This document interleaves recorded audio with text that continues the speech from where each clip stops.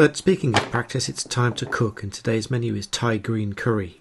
Get the rice going first, especially if it's brown rice because it takes ages. You'll need a big pan for the curry, and then 1 can of coconut milk. You've got to shake it up first, otherwise all the lumps get stuck together.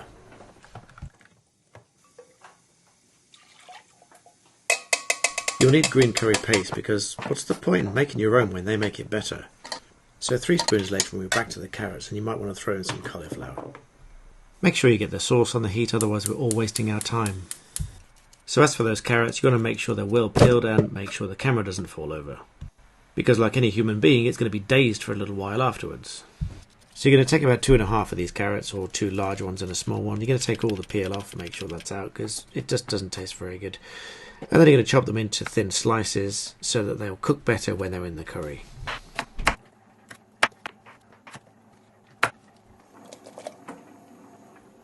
In the meantime, your cauliflower should be chopped and washed and ready to dump in the curry.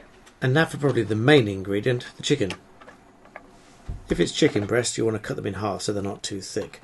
Then you're going to want to cut them into reasonable slices, fairly thin so they cook very well. What we're going to do is we're going to marinate them in a soy sauce with a bit of chicken powder. And I usually use the box that the chicken came in because it's easier to put them in and mix them all up. A bit of spring onion never hurts anybody and adds to the flavour. Then just dump a bit in with some garlic, mix it up with your hands and get it right in there. I always prepare my chicken this way because it just tastes so much better when you cook it. And tonight I feel like an extra dish with some potato. The potatoes are going to be peeled, then sliced up really thinly like chips, and they're going to be cooked in a spare rib sauce to give an authentic Chinese takeaway taste to it, to go with a second dish of chicken. If you're in any doubt, add a bit more wine and I'm sure the doubts will fade away.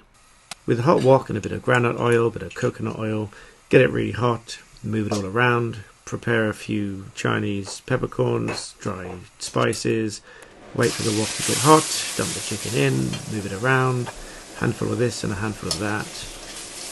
Keep it stirring until you can see the chicken is done and white all the way through.